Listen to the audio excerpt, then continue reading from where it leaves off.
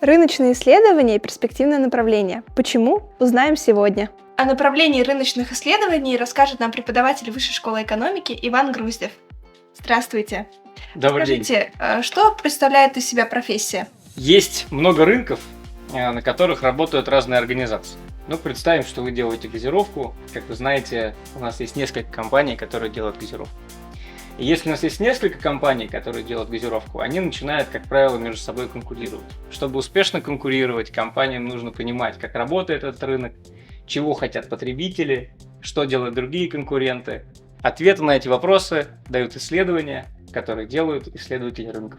Расскажите, а какие компетенции получит студент во время обучения в бакалавриате? Это зависит от того, где вы будете учиться, но если вы хотите заниматься исследованием рынка, то я бы сказал, что вам нужно набрать компетенции 3 типов. Первое, вам нужно научиться работать с данными, потому что любые исследования, они связаны с вычислениями, вам нужно собирать данные, уметь их обрабатывать и так далее и тому подобное. Второе, вам нужно иметь базовые знания по социальной теории, потому что политологи, экономисты, социологи и психологи исследуют рынки и уже что-то понимают о том, как они работают. И третье, вам нужно быть нормальным, адекватным человеком, который умеет общаться с людьми, делать презентации и внятно доносить свои мысли. Расскажите, а какая востребованность на рынке труда? Куда идти после бакалавриата? В принципе, если вы хотите заниматься исследованиями рынков, то вы можете работать в 3 местах.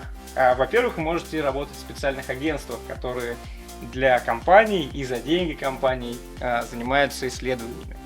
Во-вторых, вы можете работать в самих компаниях, на стороне заказчика. Да? Вы будете заказывать исследования, будете работать с результатами, разрабатывать стратегии.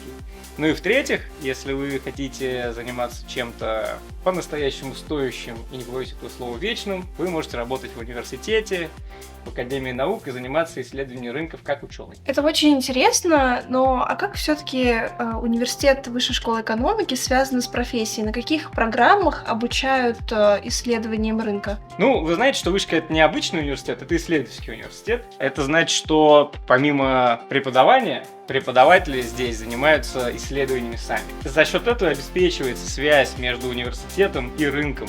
Как правило, вы можете здесь встретить людей, которые сами, как практики, занимаются исследованием. Во-вторых, вы здесь можете встретить людей, которые вообще преподают в университете только потому, что они состоялись как исследователи в индустрии и приходят сюда поделиться своим опытом. А в-третьих, вы сами, уже будучи студентом, можете попасть в исследовательский проект и получить рабочий экспириенс в рамках образовательного процесса.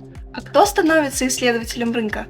Рыночными исследованиями занимаются самые разные специалисты. Я бы, наверное, сказал, что мейнстрим здесь экономисты, это социологи, это психологи, потому что часть рыночных исследований сейчас связана с теориями в психологии, и это менеджеры, и, конечно же, маркетологи, которых в вышке тоже готовят. Спасибо большое, что рассказали нам об исследованиях рынка, и мне кажется, что чтобы самим это изучать более глубинно, нужно поступать в вышку. Обязательно.